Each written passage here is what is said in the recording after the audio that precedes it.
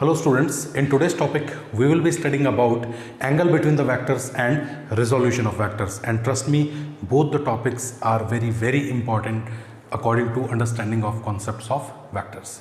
So students, which we gonna start first? पहले इसको पढ़ें या इसको पढ़ें? मेरे हिसाब से पहले इसको पढ़ लेते हैं ना, ये भी बहुत ज़रूरी है, ये तो आपको आना ही चाहिए। वेक्टर्स एक ऐसा टॉपिक है, एक ऐसा it's kind of you can say physics का पोर्शन है जो आपके कंप्लीट फिजिक्स में रहता है। If you are studying 11th, if you are studying in 12th, you are preparing for any competitive exams. If your concept of vectors are good, then you are good in the exam. Otherwise बहुत सारे numerical questions जो होते हैं जो आपके vector के knowledge के सही नहीं होने की वजह से गलत कर जाते हैं, ठीक है। So it's not just a one chapter, vector is just you can say a concept which will be used in all the chapters. Alright, so let's start with angle between the vectors. बच्चों बहुत important topic है। एक छोटे से question से मैं शुरुआत करता हूँ। एंगल बिटवीन द वेक्टर्स, तो एक वेक्टर जो है इसकी डायरेक्शन ये है, ठीक है, और दूसरा जो वेक्टर है वो कहीं इस साइड में आ रहा है, मतलब कुछ और मैं ले लेता हूँ, आपको मैं बता देता हूँ कि यूँ आ रहा है, ठीक है, दिस इज द हेड, ठीक है। किसी भी वेक्टर में this is the called head, this is called tail. अरे सिक्के में पढ़ते हैं ना हेड और टेल, तो ये है हेड, ये है टेल। जहाँ एरो निशान है दैट इज हेड, जहाँ नहीं है वो टेल है, ठीक है। तो अगर ये एंगल जो है this is given 120 degree, so what is the angle between the vectors, ठीक है। ये वाला जो है इसको मैं ऐसे बनाता हूँ, ये वाला जो है इसका नाम है P, ये वाला जो वेक्टर है इधर आ रहा है इसका नाम है Q। तो एंगल क्या है वेक्टर्स के बीच में? 120 डिग्री है क्या? अगर आप 120 डिग्री लिखेंगे तो एग्जामिनर साहब इस पर 0 नंबर देंगे। क्यों? क्योंकि 120 डिग्री जो है ना वो नहीं है, 120 डिग्री गलत आंसर है। अब आप सोचेंगे गलत क्यों है? देखो बच्चों, वेक्टर्स में एंगल जब भी देखना हो तो हमेशा उनकी डायरेक्शंस के बीच में एंगल देखा जाता है, एग्जैक्ट डायरेक्शन के बीच में। आप देखो ध्यान से कि भाई एक डायरेक्शन तो ये है, दूसरे की डायरेक्शन क्या है? इसकी डायरेक्शन इस साइड में है, यूं। तो इस डायरेक्शन और इस डायरेक्शन के बीच में angle, the angle between the vectors is actually the angle between the directions of vector. बात समझ पा रहे हो अच्छे से? और आसान भाषा में मैं इसको बताऊं, और इजी लैंग्वेज में। So angle between the vectors, whenever we have to calculate the angle between the vectors, the angle between head to head or tail to tail is called angle between the vectors. दोबारा इसको मैं sentence को बोल देता हूँ, the angle between head to head or tail to tail is called angle between the vectors. थोड़ा इसको मैं एक्सप्लेन कर देता हूँ कि क्या कह रहा हूँ। देखो बच्चों, ये होता है हेड, ये होता है टेल। तो जब दो वेक्टर्स की हेड मिल रही हो आपस में, तब उनके बीच के एंगल को एंगल बिटवीन द वेक्टर कहते हैं। या फिर दोनों की टेल, पूंछ मिल रही हो तो एंगल बिटवीन द वेक्टर्स कहते हैं। लेकिन एक का हेड और एक की टेल मिल रही हो तो उसे हम एंगल बिटवीन द वेक्टर्स नहीं कहते हैं। सुनिए, इस क्वेश्चन में पी वेक्टर की पूंछ जो टेल है वो यहाँ पे, और क्यू वेक्टर का हेड यानी कि एरो वो यहाँ पे। तो हेड और टेल मिल रहे हैं कहीं पे, तो वहाँ पे एंगल कंसीडर नहीं होता। एंगल तब होता है जब या तो हेड से हेड मिले या टेल से टेल मिले। तो हम कुछ कर सकते हैं, हम क्या कर सकते हैं, हम किसी भी वेक्टर को, स्टेटमेंट ध्यान रखना, उसके पैरेलल स्पेस में कहीं पर भी मूव कर सकते हैं बिना डायरेक्शन बदले। मैं इस वेक्टर को चाहूँ तो खिसका के ऐसे भी ले जा सकता हूँ, डायरेक्शन तो बता रहा है। तो अगर मैं चाहूँ तो इस वेक्टर को खिसका के ऐसे कर दूँ कि इसके एरो से इसका एरो मिल जाए, तो मैं कुछ ऐसा बना सकता हूँ। तो ये जो एंगल है, this angle will be called angle between the vectors.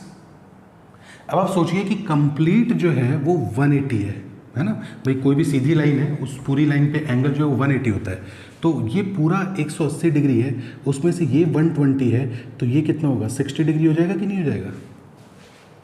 60 degree हो गया आंसर, 60 डिग्री का आंसर। चाहो तो ऐसा भी कर सकते हो, चाहो तो ऐसा भी कर सकते हो कि आप दोनों की हेड मिलाने की बजाय दोनों के टेल मिला दो, पूंछ। टेल मिलाने के लिए इस वेक्टर को इसी की डायरेक्शन में आगे खिसका दो ऐसे, तो ये ऐसे आ जाएगा। अब इसको हटा दो, अब ये हो गया वेक्टर क्यू, ठीक है। तो अब बताओ कि अब कंप्लीट एंगल कितना होगा बच्चों। देखो अब आपको फिर से मैं बताता हूँ कि ये पूरी जो लाइन है, ये जो वेक्टर है ये पूरा 180 डिग्री है, पूरा 180 है, 180, उसमें से ये 120 है, तो जो बचा वो कितना हो गया, वो हमारे पास 60 डिग्री हो गया कि नहीं हो गया? अरे समझ गए ना, पूरी की पूरी जो सीधी लाइन है ये 180 डिग्री होता है आपस में हमेशा। अब इस 180 में से मैं कह दूं कि इतना बताओ, और ये 120 है, तो आप बोलोगे कि सर पूरा 180 है, ये 120 है, तो ये 60 हो गया। तो angle between the vectors was 60 degree. बात समझ पा रहे हो?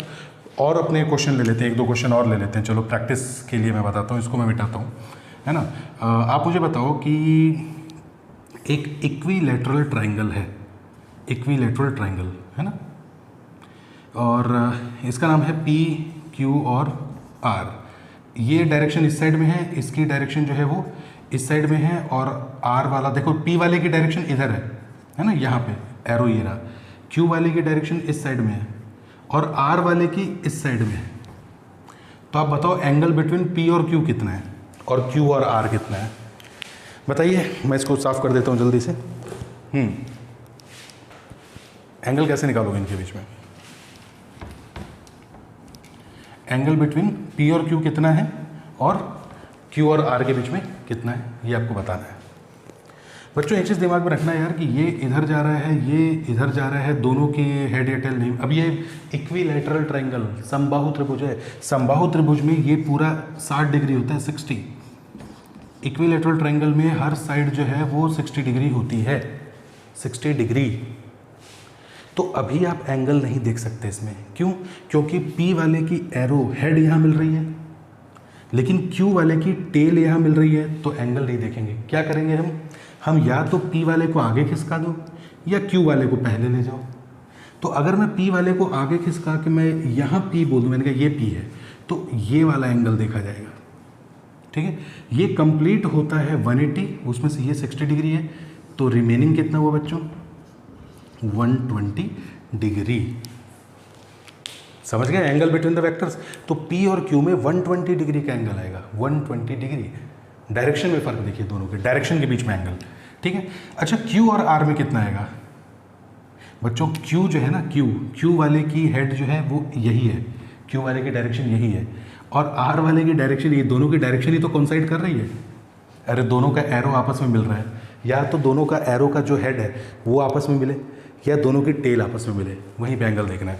तो देखो यहाँ तो सब कुछ बिल्कुल सही है, तो यहाँ तो आंसर 60 डिग्री करेक्ट है एकदम। तो P और Q में एंगल है 120 डिग्री, Q और R में एंगल कितना है? 60 degree. If I ask question what is angle between P and R, P और R में एंगल बताइए, तो P का देखो, P इधर जा रहा है, R इधर जा रहा है, ये दोनों के बीच का एंगल हो गया। अरे P जो है इसका हेड ये है, टेल ये है, R वाले का हेड ये है, टेल ये है, तो दोनों की टेल कौन साइड हो गई? दोनों की टेल जो आपस में मिल गई, उसके बीच में कोण देख लीजिए, एंगल 60 डिग्री। तो P और R में एंगल 60 डिग्री है, तो P और R में एंगल जो है वो 60 डिग्री है। Q और R में अगर एंगल देखा जाए तो वो भी 60 डिग्री है, लेकिन P और Q में एंगल देखोगे, P और Q में एंगल देखोगे तो वो 120 डिग्री है। समझ गए? जैसे ये क्वेश्चन पूछूं मैं, कहूँगी भैया ये है, कोई भी वेक्टर ले लो A, ये है वेक्टर B, ये 30 डिग्री है, ये सही है कि नहीं है? बिल्कुल करेक्ट है, बिल्कुल करेक्ट है। करेक्ट इसलिए है क्योंकि दोनों की टेल यहाँ पे मिल रही है, बिल्कुल करेक्ट है ना। तो एंगल दो वेक्टर्स के बीच में तब देखा जाता है या तो दोनों का हेड कौन साइड हो रहा हो या टेल कौन साइड हो रहा हो, ठीक है। एक हेक्सागन, एक क्वेश्चन ले लेते हैं अपने। हमारे पास ये है षटभुज हेक्सागन, कितनी साइड होती हैं? 6 साइड होती हैं उसमें, ठीक है। सो अब हेक्सागन में हर एंगल जो है वो 120 डिग्री होता है, एवरी एंगल इज 120 डिग्री, है ना, 120 डिग्री होता है हर एंगल। तो जरा बताओ, कोई भी दो साइड ले लो यार। अगर मैं आपसे कह दूं कि ये इधर जा रहा है, इसका नाम P है, ये इधर जा रहा है, इसका नाम Q है, तो P और Q में कितना एंगल होगा?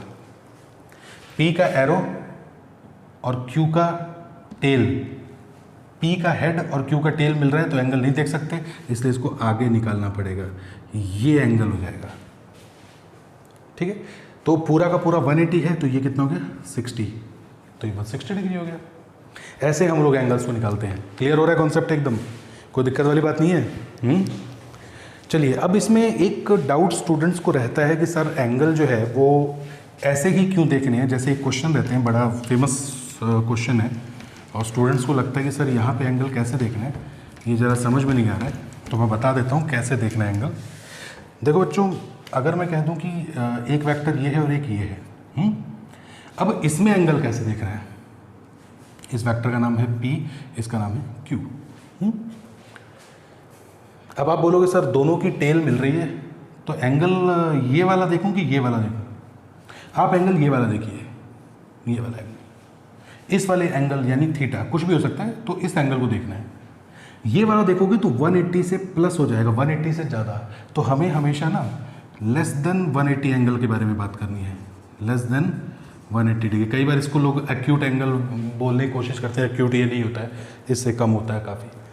तो हमेशा जो है वो लेस देन 180 देखने की कोशिश करो, क्योंकि अकॉर्डिंग टू डेफिनेशन देखो, सही तो ये भी है ना। अकॉर्डिंग टू डेफिनेशन क्या है, सही तो ये भी है कि मैं इसको भी बता सकता हूँ, क्योंकि ये भी तो दोनों की टेल मिल रही है, लेकिन सही ये होगा because this is less than 180 degree.